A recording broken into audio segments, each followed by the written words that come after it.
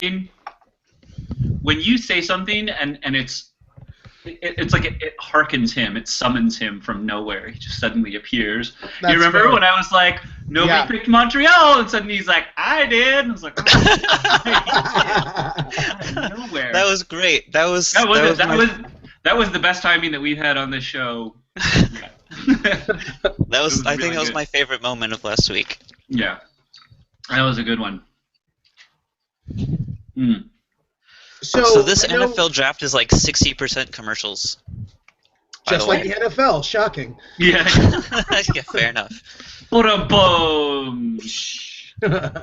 I know we have a ton of shit to get through today, so we do. My recommendation would be that Let's tear through it.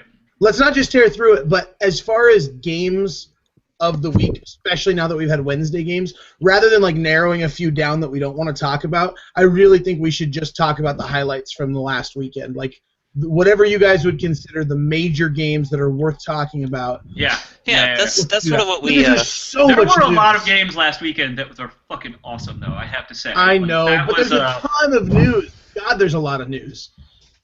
There's a. I just realized you said that, and I'm supposed to be mad at you're saying that. Saying what? There's awesome games last weekend. Awesome games. I don't think that Portland, DC was one of the awesome games. Okay, I mean, like, emotionally awesome for you, though, I bet.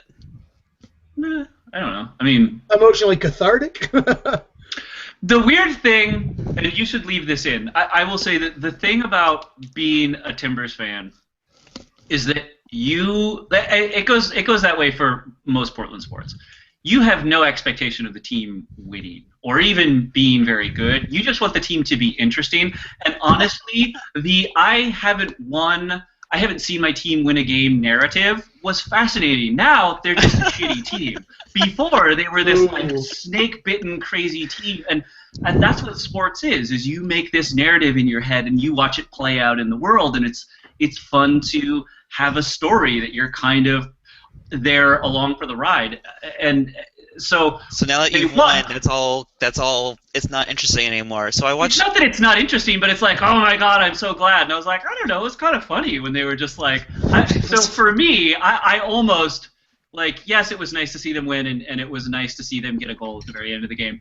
But the narrative of, yeah, they were up 2-0. Well, okay. So the narrative of, yeah, DC wasn't going to draw, so they own goaled it, and then next week against LA they could have like 2 own goals. You know, and just continue to tie in like increasingly more absurd fashion. To me, is actually funny. You know, so I watched this.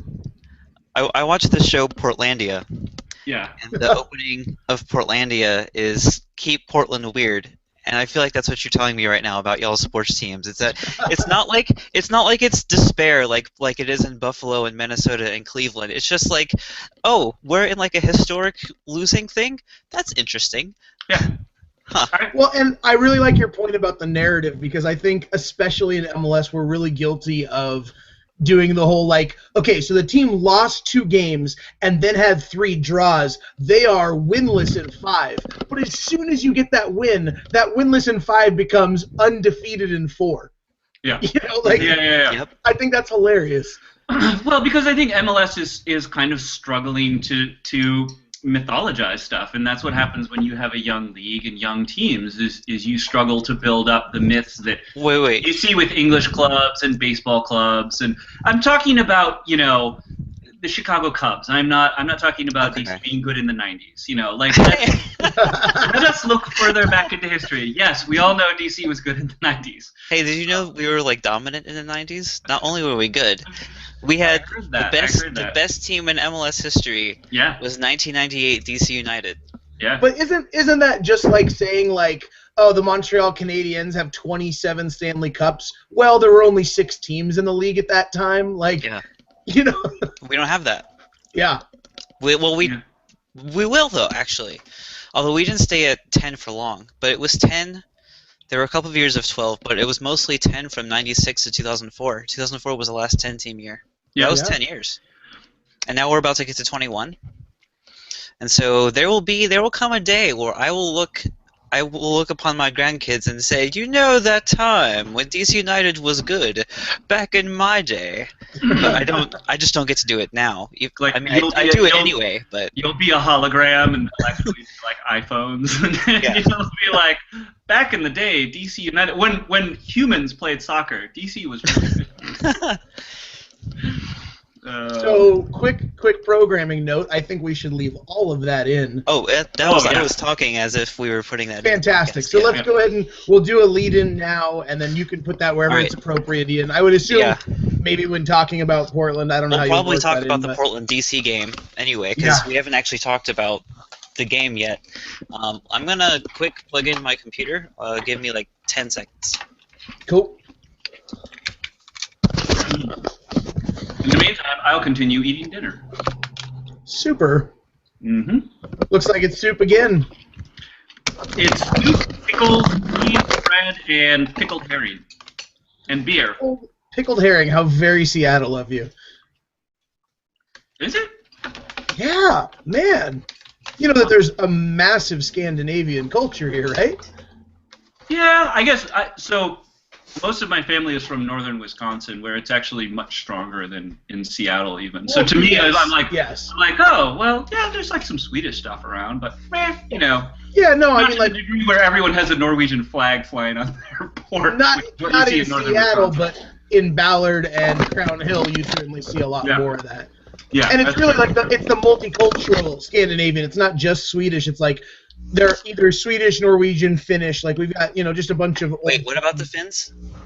we We're got talking about the Scandinavianness of, and also important to note, Finns are not Scandinavians. They're Nordic. Yes, we are. Are you The serious? fuck you are. No, you're not. Yes, we are. No. Look at our flag. No. Our flag is a Nordic No, cross. no Finn says that you're Scandinavians, and no other Scandinavian lets you guys in. I- It's Iceland, Denmark. Stop. Iceland, Denmark, Norway, Sweden, the Faroe Islands. They let Yeah. them in there too. and us. Not the Finns. It's a language. It's not a I know- geographical thing. Nordic countries is the geographical definition. Scandinavian is the language, and Finnish is not in the same language family. It's not in the same branch of the Germanic languages. Yes, that's It's true. Swedish. Finnish is not. That's true. in- We're definitely in not in the same. languages. I know that, but culturally, we are Scandinavian. I mean, Because we were controlled. can- Because we were controlled by Sweden up until the No, 1850s, well, I mean, everybody and was then Russia took like us. that was I mean, you know, you guys are So kind we're of like sort of like we've been a part of the Swedish. We were a part of the Swedish oligarchy for 1,000 years. so is Poland. That doesn't make them Scandinavians. All I right, thought they welcome were back to Russians. Nordicast. Welcome back to European History 101, where John, Last week on Nordicast. I might keep that in the podcast too. you should. I don't know how that's gonna come up naturally, but Okay, now let's do the part where we try to do the intro again.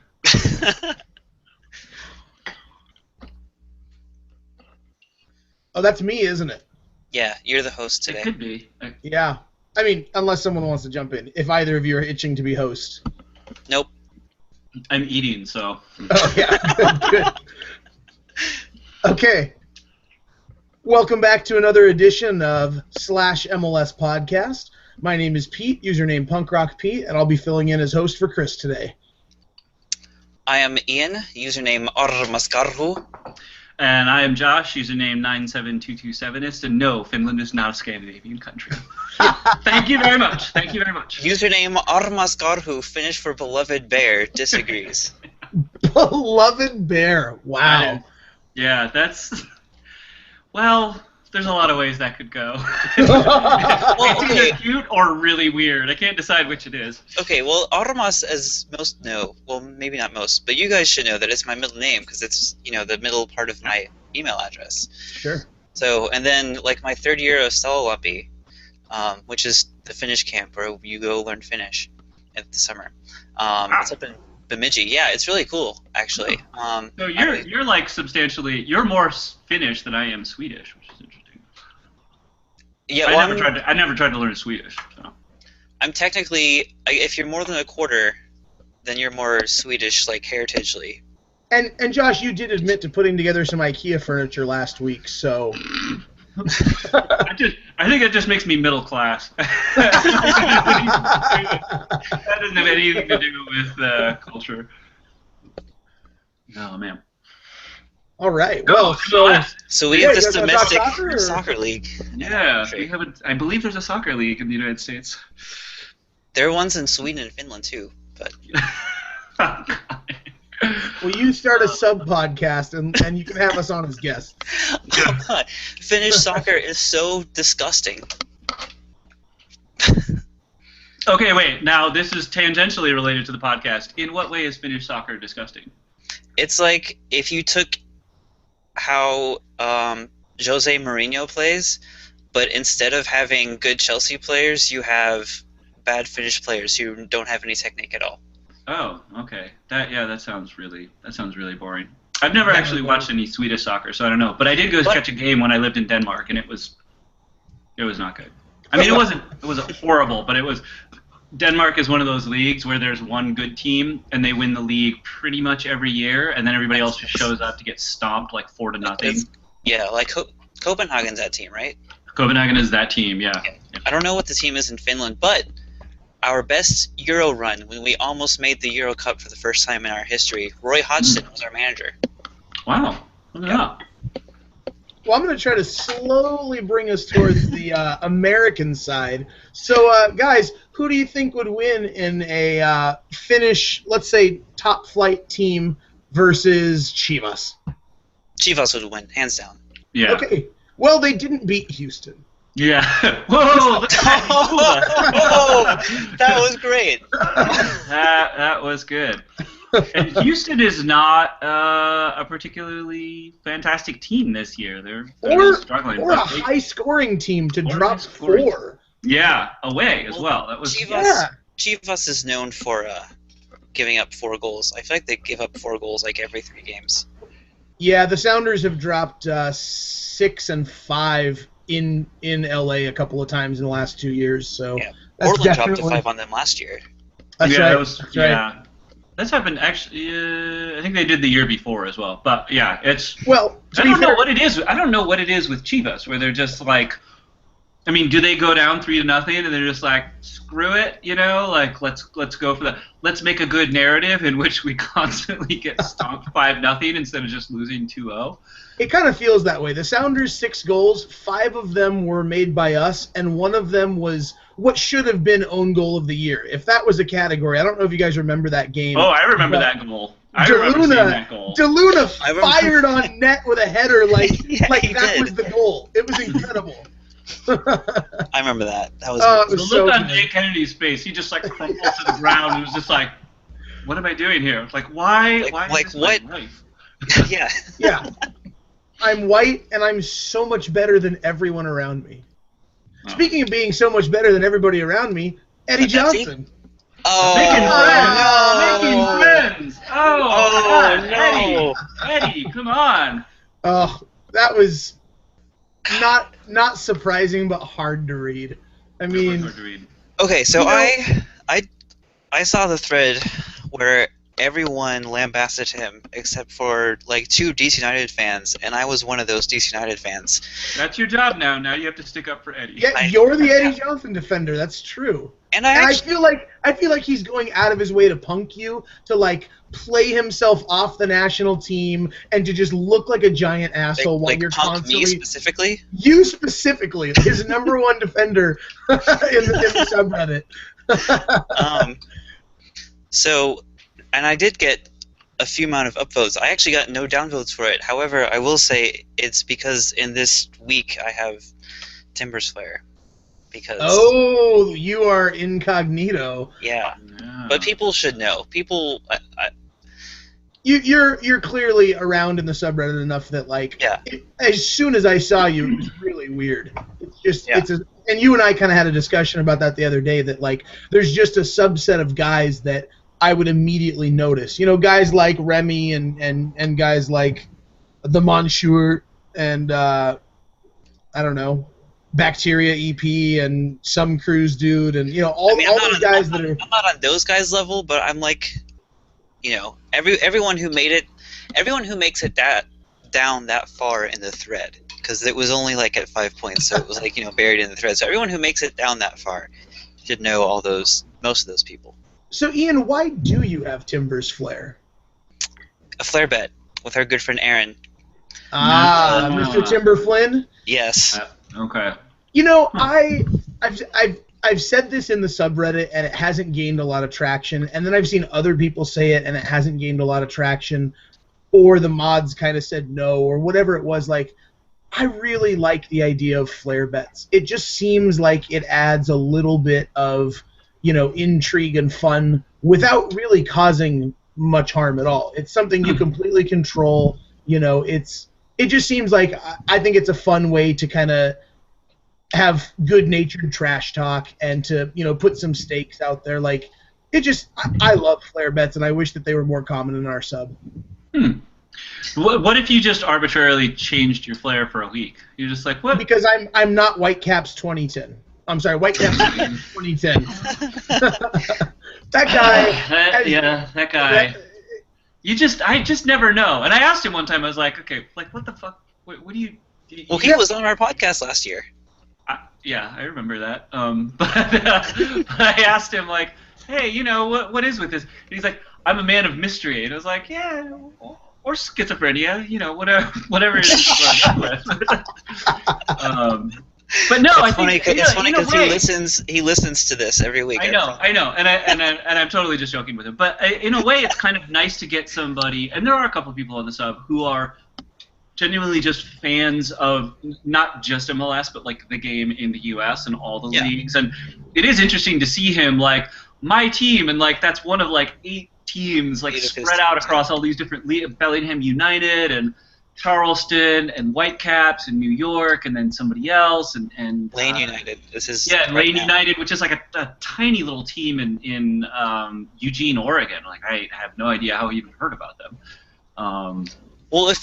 Well, Bellingham and Lane, they're not far away from each other, are they? So he's probably in like that little corner. They're not close. Bellingham makes more sense if he's a Vancouver guy because it's so close to the border. And Eugene makes more sense if he likes. That's far. I mean, that's like 4 hours south. Maybe he's an Oregon Duck. Maybe he went to school there. No, because we talked to him and he went to school in upstate New York. Oh, just kidding. Okay. I was like, we talked to him, and I feel like I remember. You know what it is? Lane United has a really cool crest. It looks really cool crest. It is a really cool crest. I am going to throw it out there, though. It's the Nottingham Forest crest. I love it when Nottingham Forest uses it, and it's good that they've got good taste. But when you look at it, you're like, Forest? Oh, wait, no. What is this? Well, it's like friend of the show Orangutan, who's got FC Hasenstall. Yes. I'm telling you, that's a great logo as well. It is. He's had that one since that design episode, because that was when the crest competition was happening. Right, and he discovered it in that thread and was like, "Oh my God, this is incredible." Yeah. Yeah. So that's been his flair for a long time. Yeah, he's been rocking that for a while. Yeah. I feel like at some point we were talking about. Do you want to go back to defend?